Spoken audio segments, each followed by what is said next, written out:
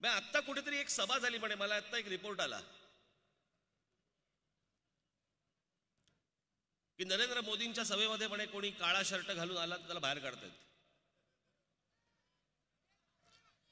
एक कोणतरी काळा बनियान घालून गेला तर त्याला बाहेर काढला. आता कोणी काळे अंडरवेअर घालून गेला तर कसं कळणार तुम्हाला?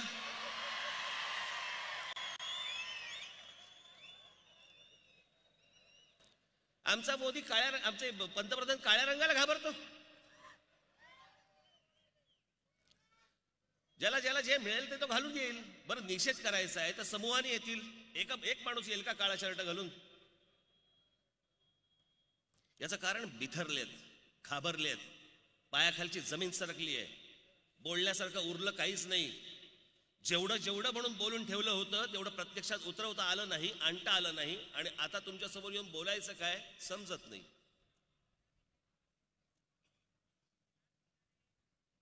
केवढ्या गोष्टी बोलून ठेवल्या होत्या, केवढं बोलले होते. खरं तर मला असं वाटतं 5 वर्ष फक्त ते बोललेच आहेत. सतत इलेक्शनच्या मोडमध्ये असतात. दिसला माईक की बोलायला सुरुवात.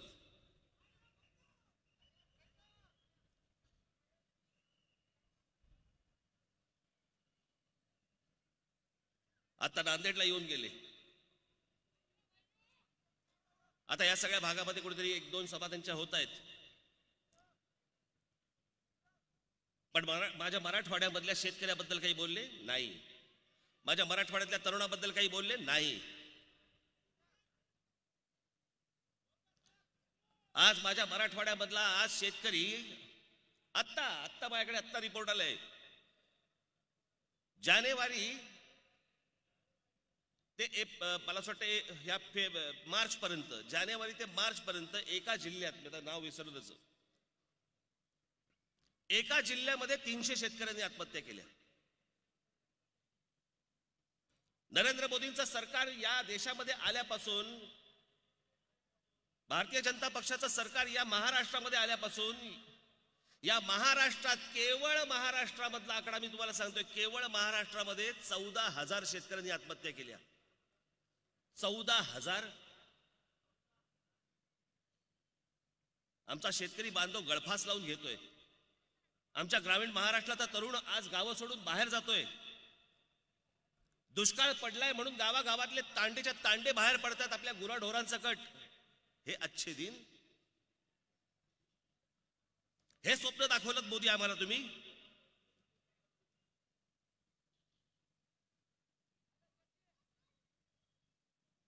मी गेले अनेक वर्ष या मराठवाड्यामध्ये मी बोलतोय, ओरडून ओरडून सांगतो. मी अनेकदा माझ्या भाषणांमधनं सांगितलं, माझ्या पत्रकार परिषदांमधनं सांगितलं.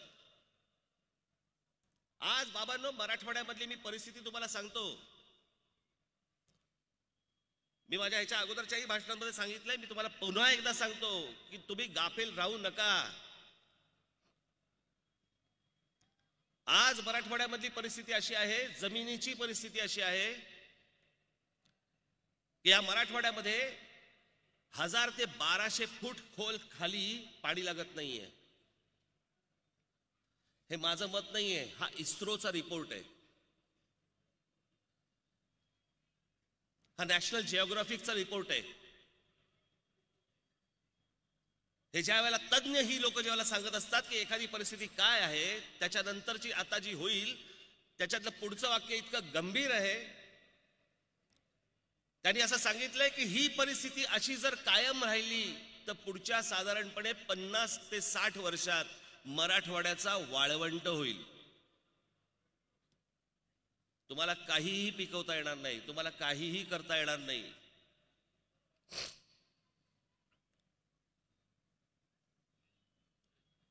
आणि त्याच्यावर त्यांनी असं सांगितलं की जर समजा ही अशी परिस्थिती झाली आणि ती जर समजा तुम्हाला पूर्ववत करायची असेल, पहिल्यासारखी जर करायची असेल, तर त्याला जवळपास 250 ते 350 वर्ष लागतील. ही माणसं येऊन आमच्याशी खोटं बोलतायत. देवेंद्र फडणवीस सांगतायत की आम्ही महाराष्ट्रामध्ये 1,20,000 विहिरी बांधल्या, दाखवायला तयार नाहीत. 1,20,000 विहिरी कशाला म्हणतात? 1,20,000 विहिरी.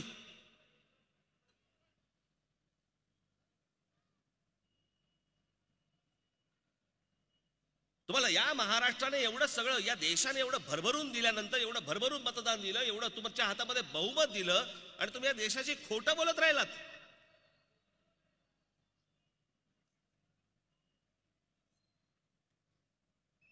सतत खोटं बोलतात, सतत. आताही त्यांच्या भाषणामधले विषय काय आहेत? नरेंद्र मोदींच्या भाषणामधले विषय काय आहेत? मेक इन इंडियाबद्दल काही बोलतायत? नाही.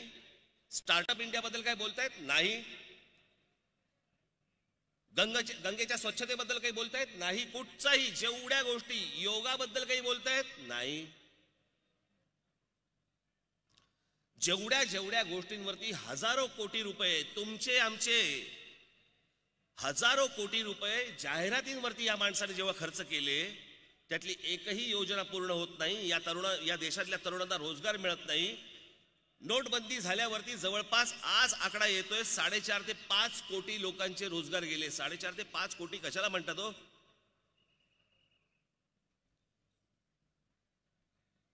जवळपास घरामध्ये जर समजा 4-5 माणसं जर पकडली, तर हा या देशातल्या जवळपास 20 कोटी लोकांचा प्रश्न झाला. आणि हे अधिकृत आकडा म्हणतोय आपण. अनधिकृत मध्ये किती गेले माहित नाही. अनधिकृत आकडाच नाही आपल्याकडे. या कोणत्याही विषयावरती बोलायला तयार नाहीयेत. आणि काय बोलतायत तुमच्याशी? मी हे बोललो होतो अगोदर. कदाचित तुम्ही ही गोष्ट पाहिली देखील असेल, परंतु मी ही गोष्ट जवळपास 4 वर्षापूर्वी बोललो होतो. 4 वर्षापूर्वी कल्याण डोंबिवली महानगरपालिकेच्या निवडणुकीच्या पत्रकार परिषदेमध्ये बोललो होतो मी. आणि मी म्हटलं होतं की जशी निवडणूक जवळ येईल 2019ची, नरेंद्र मोदी एखादी युद्ध सदृश परिस्थिती निर्माण करतील, जी त्यांनी केली. त्यांच्याकडे निवडणूक लढवण्यासाठी दुसरी कुठचेही अस्त्र नसेल. अशा प्रकारची गोष्ट घडवली जाईल म्हटलं होतं मी. घडवली जाईल, घडली जाईल नव्हतं बोललो मी.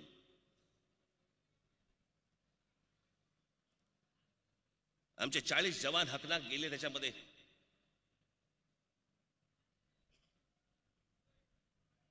त्याच्याबद्दल कोणाला सैरसूतक नाही. एक कोणतरी भाजपाचा कोणतरी नेता काय म्हणतो, तर म्हणे शहीद जवानांच्या नातेवाईकांना जर समजा पुरावे मागत असतील, भाजपाचा नेता बोलतोय, मला तुम्ही नाव विसरलो त्याचं, मगाशी मला कोणीतरी पाठवलं. शहीद जवानांचे नातेवाईक जर समजा पुरावे मागत असतील, तर त्या शहीद जवानांचे नातेवाईक देखील देशद्रोही आहेत. वा रे वा. त्यांच्या घरातला एक जवान गेलाय, त्यांचं दुःख समजून घ्यायच्या ऐवजी ते ज्यावेळेला विचारतात की हे झालं कसं, काय झालं, खोटं बोलता तुम्ही. आता काल परवाकडे पाकिस्तानात लोक जाऊन आली. अनेक देश विदेशातले अनेक पत्रकार, अनेक तिकडचे महत्वाची माणसं. त्याचा रिपोर्टच आहे, त्याचा व्हिडिओ चालाय की जे सांगितलं गेलं. आणि वर काय बोलायचं आपण बोललं ना. बघा, आपल्या सैन्यावरती हे बोट दाखवत आहेत, आपल्या सैन्यावरती अविश्वास दाखवत आहेत. हा सैन्यावरचा अविश्वास नाहीये. आमच्या देशाच्या सैन्यावरती आम्हाला पूर्णपणे विश्वास आहे आणि पूर्णपणे अभिमान आहे त्यांच्यावरती. पण मी तुम्हाला एक टेक्निकल म्हणून गोष्ट सांगून ठेवतो. टेक्निकल,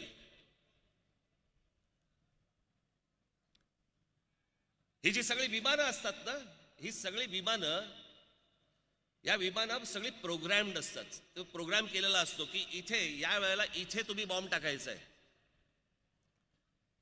पायलट हे वरून बघत नसतो, आता काय आलंय, आता काय आलंय, आता काय आलंय.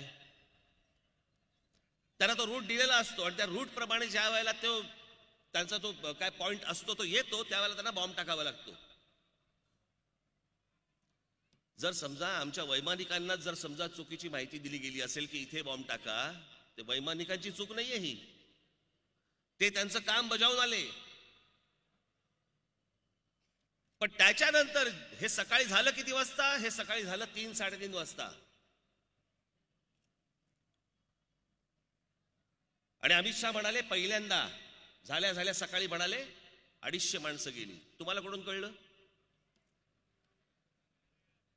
एअरफोर्सचे चीफ येऊन सांगत नाहीत, ते काही बोलत नाहीत. एअरफोर्सच्या चीफनी त्याच्यानंतर आपल्या पत्रकार परिषद घेतली आणि पत्रकार परिषदेमध्ये त्यांनी सांगितलं किती जण गेले असले आकडे आमच्याकडे नाहीत. मग याच्यावर तुम्ही राजकारण काय करताय?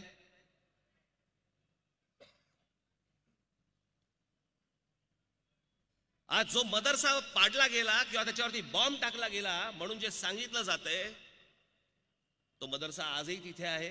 त्याचा व्हिडिओ आजच आलाय. मला तो याच्यावरती अपलोड नाही करता आला, मला आज नाही करता नाही आलाय मला, परंतु त्याचा आजच व्हिडिओ आलाय. आणि ते सगळेजण मुलं तिकडे शिकतायत, वाचतायत, बोलतायत आणि सगळी लोक तिकडे जे प्रतिष्ठित लोक आले ते बघतायत. आजच आलाय व्हिडिओ. हे सरकार आमच्याशी खोटं का बोलतंय?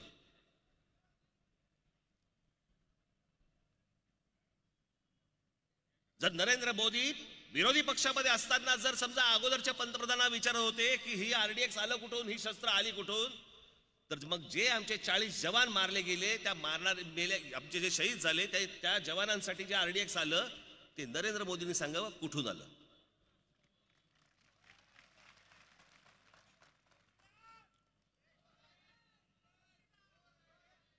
नुसतं खोटं बोलत राहायचं.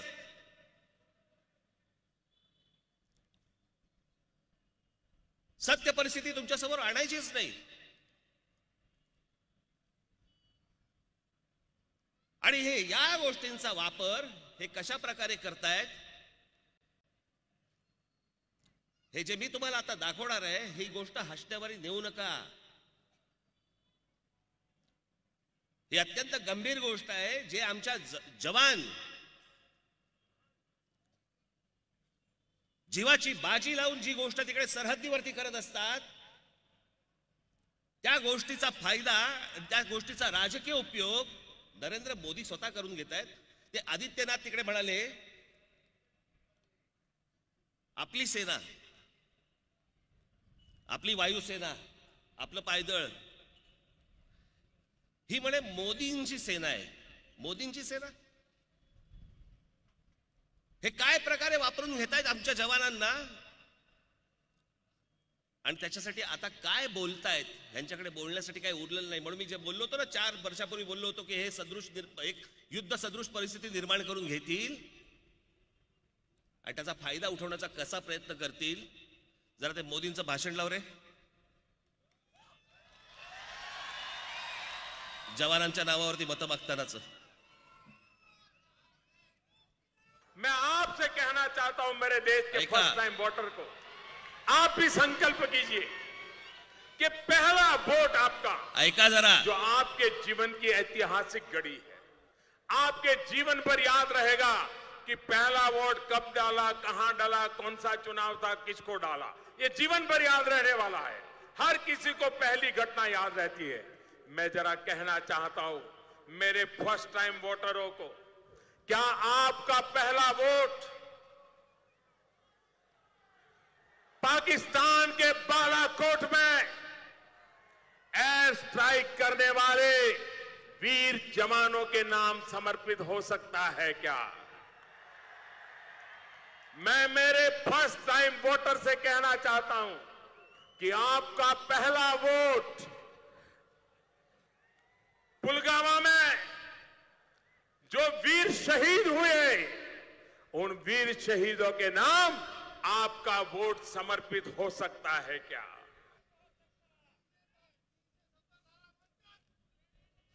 आमच्या जवानांच्या नावावरती मतं मागतायत.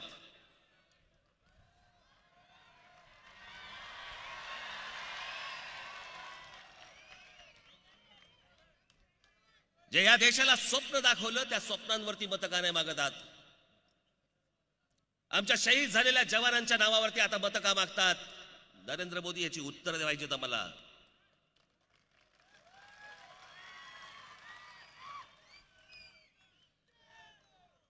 आणि हेच नरेंद्र मोदी, मी ज्यावेळेला एखादी गोष्ट तुम्हाला दाखवतो ना, हा बाबांनो, हा आपल्या या देशाचा अत्यंत महत्वाच्या टप्प्यावरती आपण उभे आहोत.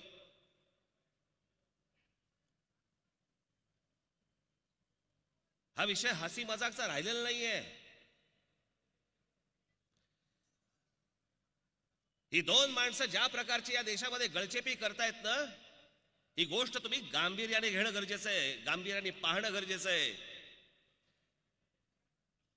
नुसत्या घोषणा देऊन नाही, ह्याचा विचार करून तुम्ही जाणं इथून गरजेचं आहे. याच माणसाच्या मनामध्ये, याच आमच्या जवानांबद्दल, देशाच्या जवानांबद्दल, मी हा दाखवला होता मागे, परत तुम्हाला दाखवतो. मी मागे एकदा एका ठिकाणी दाखवला होता, मी पुन्हा एकदा दाखवतो, मुद्दामून दाखवतो की याच माणसाच्या मनामध्ये आमच्या जवानांबद्दल काय आस्था आहे. बघा एकदा. सेना में एक जवान जितना साहस करने का ताकत रखता है ना, उससे ज्यादा साहस करने का ताकत व्यापारी रखता है. सेना में एक जवान जितना साहस करने का ताकत रखता है ना, उससे ज्यादा साहस करने का ताकत व्यापारी रखता है.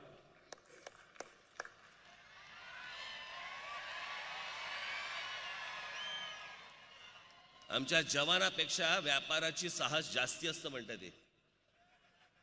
एकदा आपण सगळ्या देशातल्या व्यापाऱ्यांना घेऊन जाऊ सरहद्दीवर.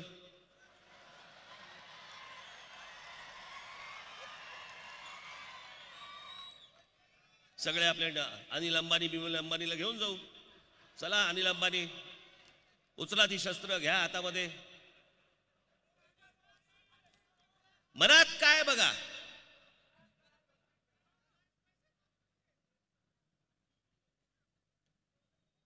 व्यापारी व्यापाराचं काम करत असतो, तो असले दावे नाही करत. पण या माणसाच्या मनामध्ये जवानाबद्दलची काय आस्था आहे ती एका वाक्यातनं कळते. आणि आज हे नरेंद्र मोदी येऊन सांगतायत की पुलवामामध्ये जे शहीद झाले त्यांच्या नावावर तुम्ही वोट नाही का करणार. वोट कोणाला करणार? शहीद जवान उभे आहेत. ज्यांनी एअर स्ट्राईक केलं त्यांच्या नावावरती तुम्ही मतदान नाही का करणार? ज्यांनी एअर स्ट्राईक केलं अभिनंदन काय उभा आहे निवडणुकीला? कोणाला हवी आहेत मतं? तुम्हाला हवी आहेत मतं? मग या मतांसाठी म्हणून ही सगळा अख्खा घोळ घातला इतक्या दिवसांचा. काय ते खरं काय ते एकदा सांगा आम्हाला.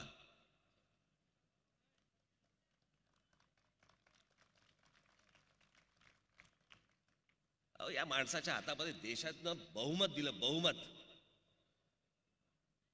बहुमत या देशाचं कशाला म्हणतात हो? 30 वर्षापूर्वी इंदिराजी ज्यावेळेला गेल्या त्यावेळेला राजीव गांधींच्या हातामध्ये अशा प्रकारचं बहुमत आलं होतं. त्याच्यानंतर या माणसाच्या हातामध्ये बहुमत आलं. लोकांची हयात गेली, हयात. आयुष्यभर स्वप्न पाहिली की मला पंतप्रधान व्हायचंय, नाही होऊ शकले. 30 वर्षानंतर ज्या वेळेला हा माणूस ज्यावेळेला पंतप्रधान झाल्यानंतर या देशाने एका आनंदाने, एका विश्वासाने, एका प्रेमाने या माणसाच्या हातामध्ये ज्यावेळेला देश दिला, हा माणूस देशातल्या लोकांशी खोटं बोलत राहिला. जाईल तिकडे थापा मारत राहिला.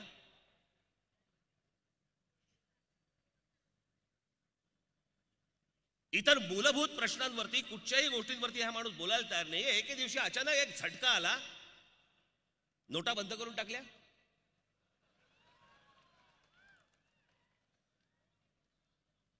ज्या गोष्टीला या माणसाने विरोध केला होता त्या दिवशी माझ्या गुढीपाडव्याच्या सभेमध्ये मी दाखवलं. ज्या ज्या गोष्टीला विरोध केला होता, आधारला विरोध केला होता, सत्तेत आल्यावर आधार आणलं.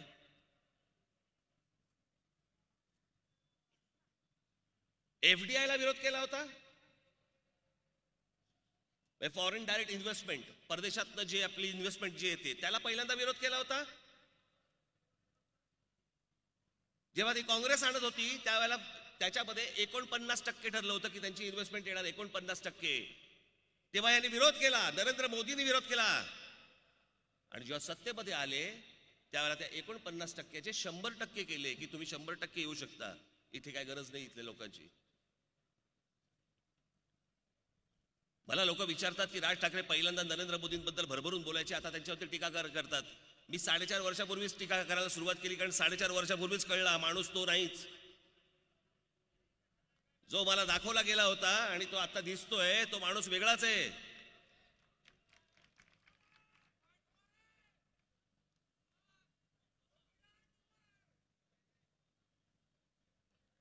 ज्याचा संबंध नाही अशा गोष्टी निवडणुकीच्या तोंडावरती बोलतात. ज्याचा काही कशाशी संबंध नाहीये, सगळं संपूर्ण निवडणूक नेहरूंना शिव्या घाल, इंदिरा गांधींना शिव्या घाल, अजून ह्याला घाल. मूळ काय ते सांगा ना आत्ता. आमच्या तरुणाचा बोला ना आत्ता, आमच्या शेतकऱ्याचा बोला ना, आमच्या महिलांवरती जे अत्याचार होतात त्याच्याबद्दल बोला ना. आम्हाला काय करायचं नेहरूंबद्दल आणि इंदिरा गांधींबद्दल तुम्ही बोलताय त्याचं?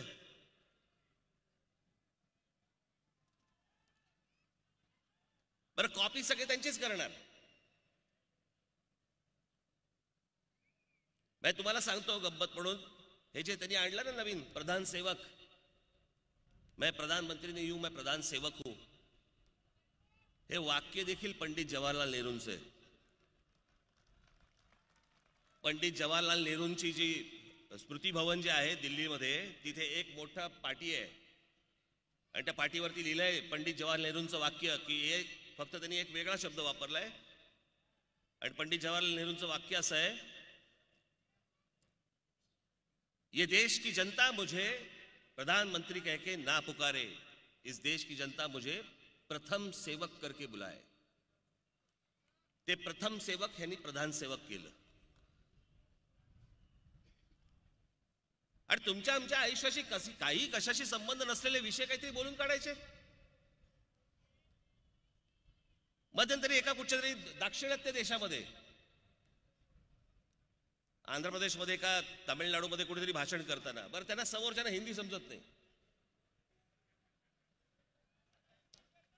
आणि हे आपल्या त्यांना विचारतात है की नाही, है की नाही, है की नाही. अरे त्यांना नाही माहिती, त्यांना नाही कळत तुम्ही काय बोलताय ते.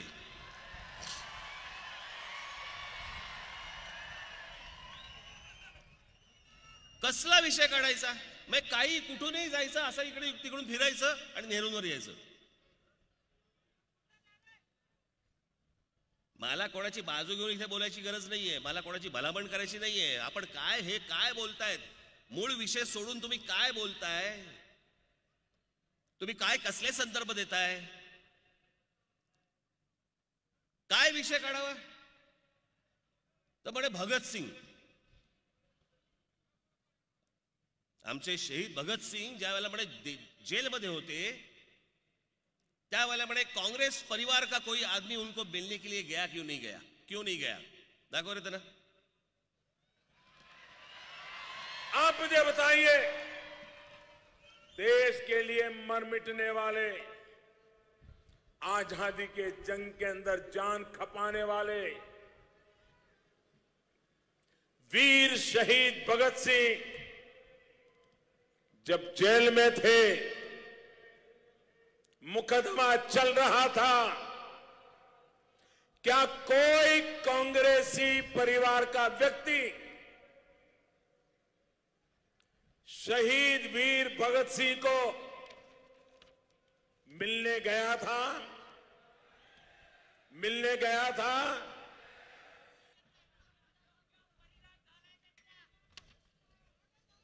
आता काही संबंध आहे का या गोष्टींचा?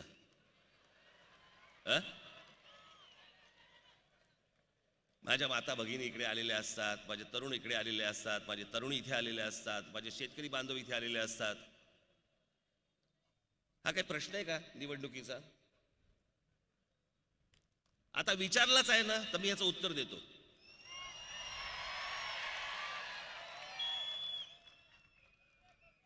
पहिली गोष्ट म्हणजे मी का सांगतोय तुम्हाला, एक तर चुकीचा इतिहास माहिती, निवडणुकीशी काही संबंध नसलेले विषय काढायचे. 1929 सालच्या ट्रिब्यून नावाच्या वर्तमानपत्रामध्ये आलेली बातमी ही इथे माझ्या हातात आहे. आणि त्याच्यात त्यांनी असं दिलं होतं की पंडित जवाहरलाल नेहरू हे एकमेव होते जे शहीद भगतसिंगला जाऊन 2दा भेटून आले जेलमध्ये आणि त्याची विचारपूस करून आले. आता पुढची गंमत, कोई कांग्रेसी परिवार का आदमी गया था क्या? आता काँग्रेसी परिवार म्हणजे कोण? वल्लभभाई पटेलांचा परिवार, की मौलाना आझादांचा परिवार, की सरोजिनी देवी नायडूंचा परिवार, की नेहरूंचा परिवार, की कोणाचा परिवार, की महात्मा गांधींचा परिवार? कोणत्या परिवाराबद्दल बोलताय? म्हणजे नेहरूच ना, मग ते 2दा जाऊन आले. त्यात शहीद भगतसिंग ज्यावेळेला जेलमध्ये होते त्यावेळेला इंदिराजी 14 वर्षाच्या होत्या. म्हणजे शहीद भगतसिंगला जाऊन जेलमध्ये भेटणं असा काही विषय नाही. म्हणजे राजीव गांधी, संजय गांधी, सोनिया गांधी, राहुल गांधी, प्रियांका गांधी पत्ताच नाही. आता इंदिराजी समजा 14 वर्षाच्या असतील तर बाकी त्यांचा विषयच येत नाही. काय विषय बोलतोय आपण?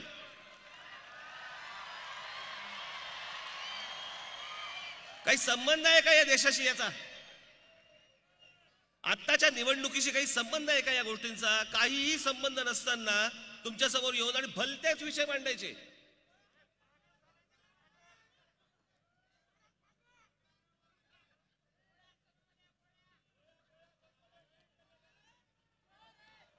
आज मराठवाडा तळपतोय,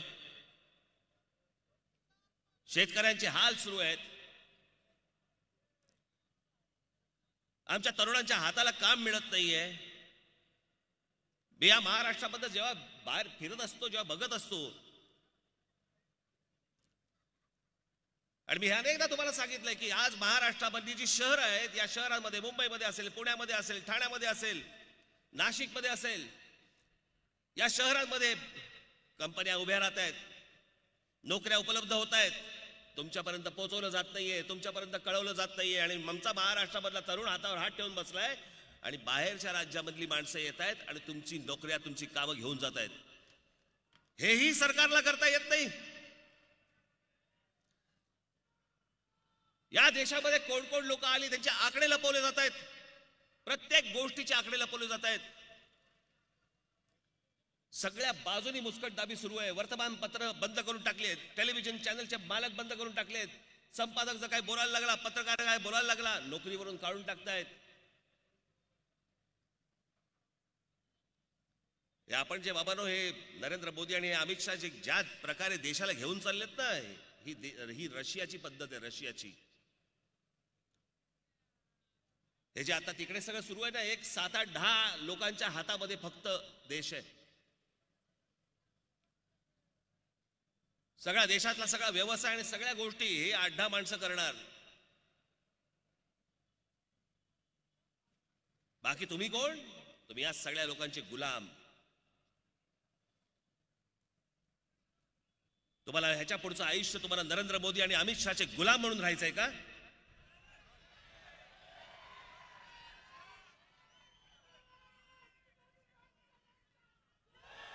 ही कोण माणसं आहे? ती कोणता विचार यांच्या डोक्यामध्ये येतो?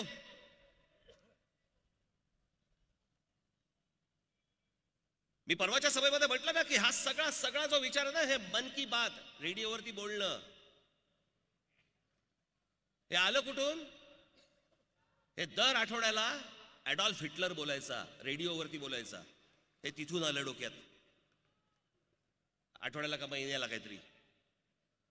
अहो त्यावेळेला फक्त रेडिओच होता. त्यावेळेला सोशल मीडिया नव्हता. तेव्हा जर सोशल मीडिया असता तर आज तुमच्यासारखा तोही उडा पडला असता. आज नशीब आपलं की आपल्याकडे सोशल मीडिया हा आलाय. हे सगळं फेसबुक सगळ्या गोष्टी आल्या म्हणून या सगळ्या गोष्टी दिसत आहेत. तरी हे जर काही नसतं आणि या माणसाने जर समजा नुसती टेलिव्हिजन चॅनल्स आणि ही सगळी वर्तमानपत्र जर बंद करून टाकली असती, बाबांना तुमच्यापर्यंत कुठची गोष्ट पोहोचलीच नसती. आणि ह्याच्या पुढचा प्रवास हा अत्यंत कठीण आहे. अजून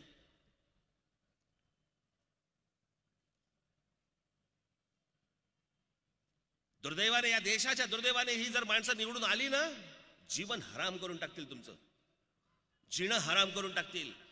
तुम्हाला कुठची गोष्ट तुम्हाला बोलता येणार नाही, तुम्हाला कुठची गोष्ट करता येणार नाही. माझ्या इथे बाजूला पत्रकार बांधव बसलेले आहेत.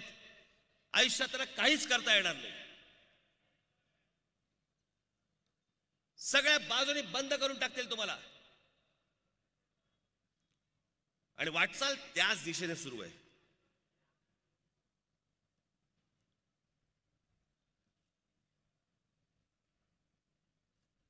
त्याच प्रकारचं महाराष्ट्रामध्ये सुरू आहे. आमचे मुख्यमंत्री देखील खोटं बोलतात. आज गंमत बघा, या माणसाला स्वतःच्या राज्याबद्दल आज आम्ही महाराष्ट्रामध्ये भांडतोय. कशाबद्दल? पाण्याबद्दल भांडतोय. आमच्या गोदावरीच्या पाण्यावरती आमचं भांडण सुरू आहे. नाशिक नगर मधून येणारी आमची गोदावरी, मराठवाड्यामधल्या पाणी मराठवाडा भांडतोय. तिथे थांबवू नका, तिथे मध्ये धरण घालू नका, आमच्यात भांडतोय. आणि खरं गोदावरीचं पाणी दुसऱ्या मार्गाने गुजरातला नेतायत. बघा माणसं कशी असतात. किती काही झालं तरी त्याला पहिल्यांदा आपलं महाराष्ट्रातलं पाणी गुजरातला वळवायचंय त्यांना. त्याच्यासाठी काम सुरू आहे तिकडे. आणि आज आमच्या महाराष्ट्रामधलं जे सरकार आहे ते काही बोलू शकणार नाही. हिम्मत पण नाही त्यांची. बसवलेला मुख्यमंत्री हा कधीच काही बोलू शकत नसतो. स्वतःच्या हिमतीने बसलेला मुख्यमंत्रीच बोलू शकतो.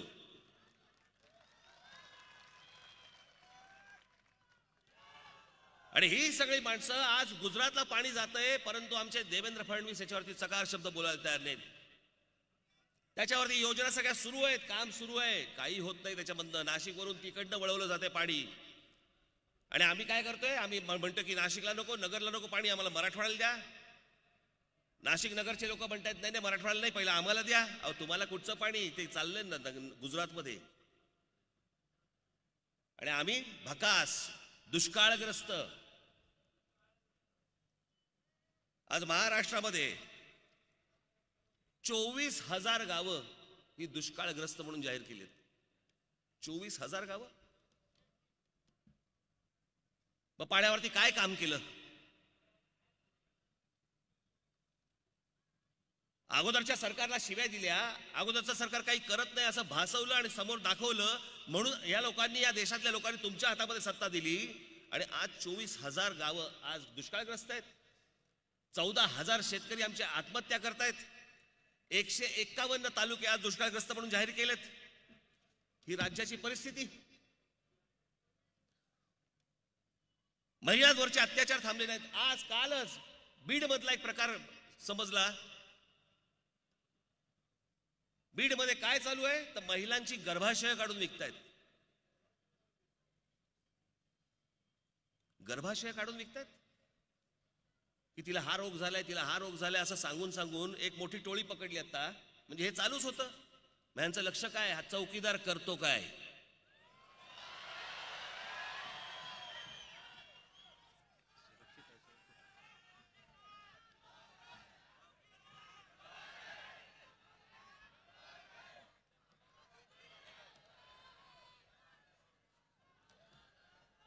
तुम्ही गंमत बघा. आता एकदा त्यांनी एक भलं मोठं भाषण केलं, आता एक काही 2-1 वर्षापूर्वी, वर्षभरापूर्वी. आणि सांगितलं, पेटून पेटून उठतात ना एकदम, माझ्या जीवाला धोका आहे. जर दाखव रे ते. भाइयों बहनों, मैं जानता हूं मैंने कैसे कैसी ताकतों से लड़ाई मोल ली है. मैं जानता हूं कैसे कैसे लोग मेरे खिलाफ हो जाएंगे. मैं जानता हूं 70 साल का उनका मैं लूट रहा हूं. मुझे जिंदा नहीं छोड़ेंगे, मुझे बर्बाद करके रहेंगे. झालं. आता पुढचं आहे का? आज चूरू की धरती से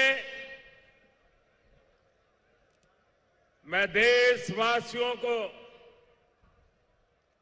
विश्वास दिलाता हूं कि देश सुरक्षित हाथों में है. अरे आत्ता बोललात ना की मला मारायला निघालेत, मला बर्बाद करायला निघालेत. आता तू हा माणूसच सुरक्षित नाही आणि हा म्हणतो देश सुरक्षित हातों में. कसा काय विश्वास ठेवायचा सांगा? दोन्ही गोष्टी हयाच माणूस बोलणार. आता गंमत बघा. आता शेवटची आहे ना फ्रेम, सुरक्षित हातों में, ती लाव आणि फ्रीज कर. आज फ्रीज कर. मागे सगळे आमचे जवानांचे फोटो आहेत. जेवढे शहीद झाले आमचे जवान त्यांचे फोटो लावून भाषण करतायत.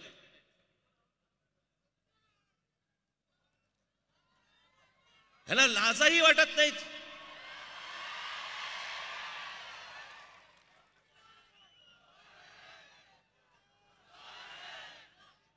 मी तुम्हाला आज इथे सांगतोय, बाबांनो, माझी आपल्याला हात जोडून नम्र विनंती आहे, गाफील राहू नका. मी कोणाचाही प्रचार करायला आलेलो नाहीये. माझं फक्त एवढंच म्हणणं आहे, या देशाच्या राजकीय क्षितिजावरनं नरेंद्र मोदी आणि अमित शाह ही दोन नावं बाजूला जाणं या निवडणुकीमध्ये अत्यंत आवश्यक आहे आणि गरजेचं आहे. आणि या गोष्टीसाठी म्हणून तुम्हाला सगळ्यांना मतदानाला उतरायचंय. तुमचे जेवढा कोणी मित्र परिवार असेल, जे कोणी नातेवाईक असतील, त्या सगळ्यांना सांगा, जे झालं ते झालं, तो झाला भूतकाळ. एक नव्या परत एक भविष्यकाळ घडवायला आपण पुढे जाऊया. ही माणसं नकोत, जे येईल ते आपण त्याचं स्वागत करू. आज आपण सगळेजण इथे इतक्या मोठ्या संख्येने आपण आलात, त्याबद्दल मी अत्यंत आपला मनपूर्वक आभारी आहे. धन्यवाद. जय हिंद, जय महाराष्ट्र. धन्यवाद साहेब. आपल्या पक्षाच्या परंपरेनुसार ह्या कार्यक्रमाची सांगता आपण राष्ट्रगीताने करणार आहोत. मी सर्वांना विनंती करतो की आपण कृपया उभं राहावं आणि राष्ट्रगीत चालू करू.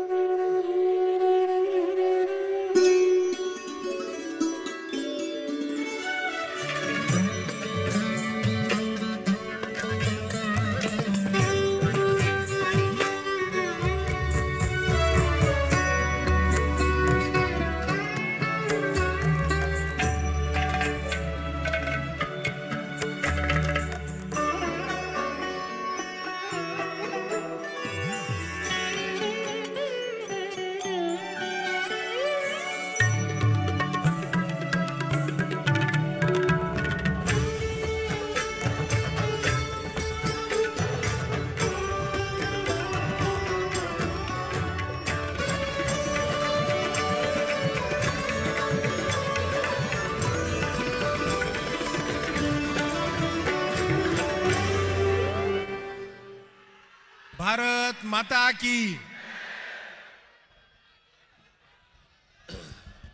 माझ्या सर्व बांधवांना विनंती आहे की जाताना पहिल्यांदा आपल्या माता भगिनींना जाण्यासाठी मार्ग नीट करून द्यावा. धन्यवाद. सर्वांची मनपूर्वक आभार.